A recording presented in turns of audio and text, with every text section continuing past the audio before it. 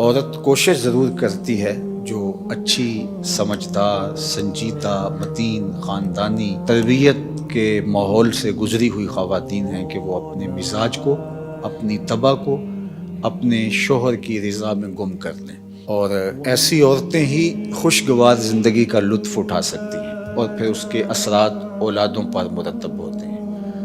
اور مرد کے حقوق کو بیان کرنے کے لیے اللہ کے محبوب علیہ السلام نے جو تمثیل بیان فرمائی ہے اور جو پیرایہ گفتگو حضور نے اختیار فرمایا ہے، اس سے بہتر ہو ہی نہیں سکتا۔ ہوا اس طرح کہ صحابہ حضور کی خدمت میں حاضر ہوئے اور کہا کہ ہمارا اونٹ دیوانہ ہو گیا ہے۔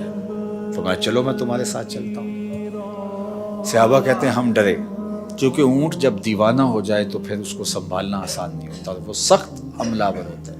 تو خیر حضور تشریف لے گئے، ہم بھی حضور کے ساتھ تھے۔ جو ہی دروازہ کھولا تو اونٹ دوسرے کنارے پر تھا، دوڑتا ہوا آیا۔ تو حضور کی زندگی کتنی قیمتی ہے، تو صحابہ کے سینوں میں دل تھر تھر کانپنے لگے، لرزہ براندام تھے کہ جانور ہے نقصان نہ پہنچا دے۔ تو کہتے ہیں وہ جب قریب آیا تو حضور کے قدموں میں سر رکھ دیا،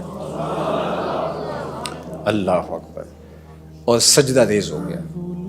تو جب اونٹ نے حضور کے قدموں میں سجدہ ریزیاں کی تو صحابہ جو پہلے ڈر رہے تھے، اب ان کی کیفیت عقیدت اور بڑھ گئی کہ جانور ہو کے حضور سے اتنا پیار کرتا ہے، ہم تو سینے میں دل رکھتے ہیں۔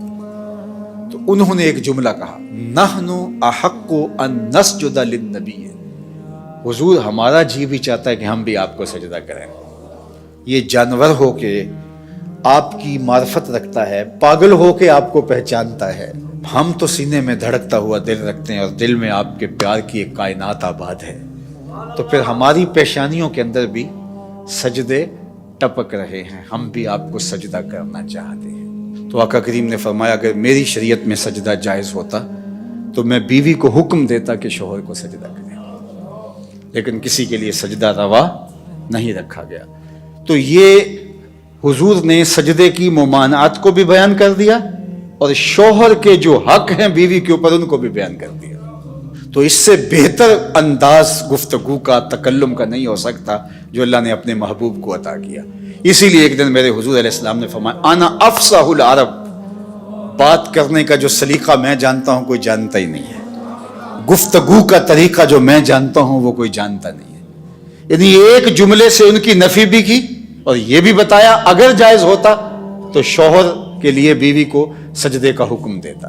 خاتون ہو جو اپنے شوہر کے حقوق کو پہچانے اور حضور کے اس فرمان کو سامنے رکھے تو گھر جنت کا ٹکڑا بن جائے گا۔ اور مرد کو حضور نے کیا نصیحت فرمائی؟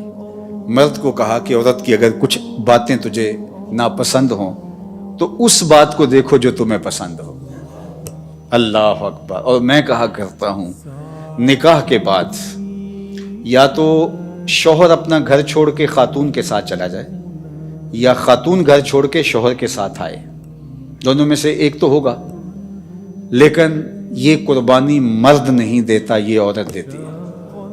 اور گھر سے جو تعلق خاطر ہوتا ہے، قلبی لگاؤ ہوتا ہے، گھر کی چیزوں سے جو موانست ہوتی ہے، جو انسیت ہوتی ہے، جو لگاؤ ہوتا ہے، وہ مرد کی نسبت عورت کو کہیں زیادہ ہوتا ہے۔ گھر اس کے لیے ایک عقیدت گاہ ہوتا ہے، لیکن اس بسے ہوئے گھر کو، آسودہ گھر کو کون چھوڑتی ہے؟ خاتون۔ کس کے لیے چھوڑتی ہے؟ شوہر کے لیے۔ مرد صرف یہ ذہن میں بٹھا لے کہ میرے لیے اس نے جہان چھوڑ دیا تو اس کی بہت ساری غلطیوں سے وہ درگزر کرے گا۔